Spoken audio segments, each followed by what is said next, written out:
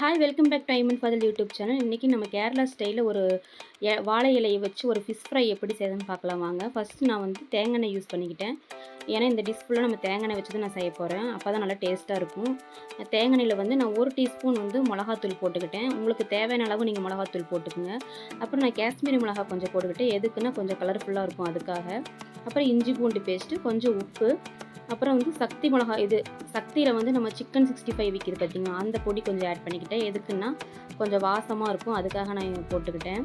இந்த மசாலாலாம் நம்ம பரட்டி வச்சுக்கலாம் ஃபஸ்ட்டு மீனை. இது வந்து நான் பார்த்திங்கன்னா சங்கரா மீனில் தான் செய்கிறேன்.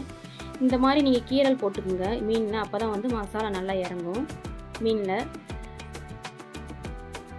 இந்த டிஷ்ஷு வந்து பார்த்திங்கன்னா நெய் மீன், வஞ்சர மீன் இதில் செஞ்சால் தான் நல்லா டேஸ்ட்டாக இருக்கும். ஏன்னா அதில் முள் அதிகமாக இருக்காது அதுலலாம், அப்போ தான் நல்லாயிருக்கும். ஆனால் நான் இன்றைக்கி வந்து சங்கரா மீனில் தான் செய்ய போகிறேன். நீங்கள் செய்யறதா இருந்தால் நல்லா முள் இல்லாத மீனாக பார்த்து செய்யுங்க, நல்லாயிருக்கும். இன்றைக்கி நான் சங்கரா மீனில் வந்து ட்ரை பண்ணலான்னு சொல்லிட்டு ட்ரை பண்ணுறேன். இப்போ வந்து நல்லா மசாலாவில் பிடிக்கிற அளவுக்கு நல்லா நம்ம பரட்டி வச்சுக்கலாம். இது வந்து சக்தி சிக்கன் 65 பொடி நான் கொஞ்சம் ஆட் பண்ணிக்கிட்டேன். எதுக்குன்னா நான் கலருக்காகவும் அந்த ஃப்ளேவர், அந்த சில்லியோட வாசம் அடிக்கும், அதுக்காக நான் போட்டுக்கிறேன்.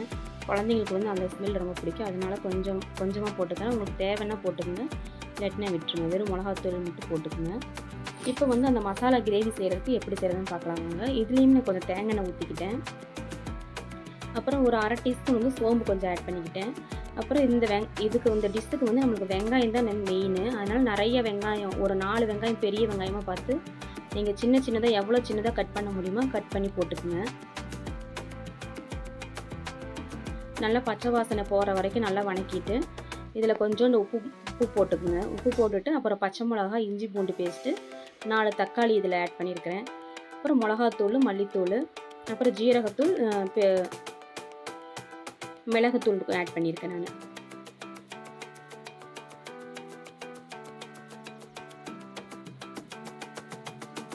ஒரு பச்சை மிளகா வந்து ஒரு 3 பச்சை மிளகா போட்டுக்கிட்டேன். நான் காரம் கம்மியாக இருக்கிறங்காட்டி நான் கம்மியாக போட்டுக்கிட்டேன். அப்புறம் பார்த்திங்கன்னா இதில் 1 டீஸ்பூன் வந்து இஞ்சி பூண்டு பேஸ்ட் ஆட் பண்ணிக்கிட்டேன். இப்போ இந்த மசாலா நல்லா வணங்கட்டும். சிம்மில் வச்சுக்கலாம் நம்ம அடுப்பை. இதில் வந்து நல்லா 3 பழுத்த தக்காளியை நம்ம ஆட் பண்ணிக்கிட்டேன். இந்த டிஷ்ஷுக்கு மெயினே நம்மளுக்கு பார்த்திங்கன்னா தேங்காய் எண்ணெய், அப்புறம் தேங்காய் பால், பச்சை மிளகா, கருவேப்பிலை, இது 3 தான் நல்லா ஒரு வாசமாக இருக்கும். அதனால் இந்த முடிஞ்ச வரைக்கும் இதை 3மே வச்சு இந்த டிஷ்ஷு செய்யுங்க. நார்மல் எண்ணெயில் செய்யாதீங்க, அது ஒரு டேஸ்ட் கொடுக்காது. இந்த தேங்காய் எண்ணெயில் செஞ்சிங்கன்னா தான் உங்களுக்கு நல்ல ஃப்ளேவர் கொடுக்கும். இப்போ பார்த்திங்கன்னா நான் 1 டீஸ்பூன் மிளகாத்தூள், 1/2 டீஸ்பூன் மஞ்சத்தூள், 1 டீஸ்பூன் மல்லித்தூள், மிளகுத்தூள் கொஞ்சம், ஜீரகத்தூள் கொஞ்சம், அதெல்லாம் ஒரு 1/4 ஸ்பூன் போட்டிங்கன்னா போதும். பச்சை வாசம் போக மாதிரி நல்லா வணக்கி எடுத்த பிறகு நான் ஒரு 1/2 கப்பு வந்து தேங்காய் பால் ஊற்றிக்கிட்டேன். இது வந்து கெட்டியாக இருக்கணும் இந்த பால், ரொம்ப நம்ம தண்ணி ஊற்றின மாதிரி இருக்கக்கூடாது. தண்ணி ஊற்றுனீங்கன்னா அந்த கிரேவி வந்து பார்த்திங்கன்னா தண்ணி மாதிரி ஆயிரும். அப்போ நம்ம வந்து அந்த மீனுக்குள்ளே வைக்கும்போது அந்த கிரேவி பிடிக்காது, மசாலா பிடிக்காது. அதனால் நல்லா கெட்டி பாலாக ஊற்றிட்டு சிம்மில் வச்சு இந்த மசாலா நல்லா ஒரு கெட்டி ஆகிற வரைக்கும் நம்ம வணக்கி எடுத்துக்கலாம். இதில் லாஸ்ட்டாக பார்த்திங்கன்னா ஒரு கொத்து கருவேப்பிலை நான் போட்டுக்கிட்டேன். இப்போ வந்து நம்ம மீன் பார்த்திங்களா, மீன் பரட்டி வச்சோம்ல, அதை வந்து நம்ம ஃப்ரை பண்ணி எடுத்து வச்சுக்கலாம். நான் அதை வந்து ஃப்ரிட்ஜில் வச்சுட்டேன். எப்போயுமே மீன் வந்து மசாலா பிடிக்கணும், ஃபஸ்ட்டு ஃப்ரிட்ஜில் வச்சுருங்க மசாலா பரட்டினதுமே, அப்போ தான் வந்து நல்லா நம்மளுக்கு மசாலா பிடிச்சிருக்கும். பாருங்கள், ஃப்ரிட்ஜில் வச்சு நல்லா பிடிச்சிருச்சு. இப்போ எல்லா மீனையும் நான் பொரித்து எடுத்துகிட்டு வந்துடுறேன். அப்புறம் பார்த்திங்கன்னா அந்த வாழை இலை வந்து நம்ம இந்த மீனை வந்து நம்ம கட்ட போகிறோம். அதுக்கு என்ன பண்ணுறதுன்னு பார்த்திங்கன்னா வாழை இலையை வந்து நல்லா இந்த மாதிரி கேஸ் அடுப்பில் நல்லா சுட்டு எடுத்துக்கலாம். அப்போ தான் வந்து என்னென்னா நம்மளுக்கு மடிக்கிறதுக்கு வந்து சுலபமாக இருக்கும். இல்லைன்னா அந்த வாழையில வந்து கிழிஞ்சு போயிடும் நம்ம மடிக்கும்போது. அதனால தான் இப்படி வாட்டி எடுத்திருக்கேன் பாருங்கள்.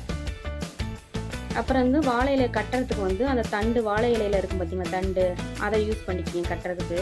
சும்மா அந்த வீட்டில் இருக்கிற நூல்கண்டு இதில் எல்லாமே கட்டாதீங்க. அதெல்லாம் டிஷ்ஷு நம்ம எண்ணெய்க்குள்ளே வச்சு ஃப்ரை பண்ணும் போது அது வந்து ஹெல்த்தி கிடையாது. அதனால் நான் வாழை இலையில் இருக்கிற தண்டையே யூஸ் பண்ணிக்கிட்டேன்.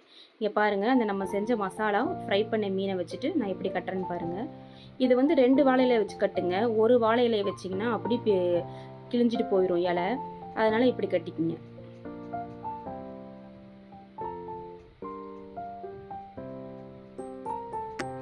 இந்த டிஷ்ஷு நல்லா இருந்துச்சு. நீங்களும் ட்ரை பண்ணி பாருங்கள், சூப்பராக இருந்துச்சு. இப்போ வந்து நான் இதை வந்து ஒரு மண் சட்டி வச்சுக்கிறேன். ஃபஸ்ட்டு நான் வந்து ஒரு இலையை வச்சங்காட்டி கிழிஞ்சிருச்சு பாருங்கள், மசாலாலாம் வச்சு வெளியே வந்துடுச்சு. இது வந்து நான் 2 வாழை இலையை வச்சு கட்டியிருக்கிறேன், அப்போ தான் எனக்கு நல்லா வந்துச்சு. லைட்டாக நீங்கள் எண்ணெய் ஊற்றுனீங்கன்னா போதும் ஃப்ரை பண்ணவும், ரொம்ப ஊற்ற வேணாம். என்னென்னா 2 பக்கம் நம்ம வாழை இலை ஹீட் ஆனாவே போதும், ரொம்ப வந்து வேகணும் அப்படின்ட்டுலாம் கிடையாது. லைட்டாக இருந்ததுன்னா அந்த வாழை இலையோட ஃப்ளேவரெல்லாம் நம்மளுக்கு மீனில் இறங்கும், அதுக்காக மட்டும்தான் இது. சட்டி கருகாமல் இருக்க மட்டும்தான் நான் எண்ணெய் ஆட் பண்ணியிருக்கிறேன், மற்றபடி ஒன்றும் கிடையாது. எண்ணெய் ரொம்ப தேவையில்லை. முடிஞ்ச வரைக்கும் நீங்கள் மசாலாலையும் எண்ணெய் ஃப்ரை அதாவது ஃபிஷ் ஃப்ரை பண்ணும்போது எல்லாமே நீங்கள் ஆயில் கம்மியாக ஊற்றிக்கிங்க. ஏன்னா இதில் இந்த இலையிலேருந்தே நம்ம வச்சோம்னா அப்படியே எண்ணெய் பிரிஞ்சு நிறைய வரும், அதனால் கம்மியாக எண்ணெய் யூஸ் பண்ணிக்கோங்க. இப்போ நம்ம கட் பண்ணி பார்க்கலாமா எப்படி வந்திருக்குன்னு.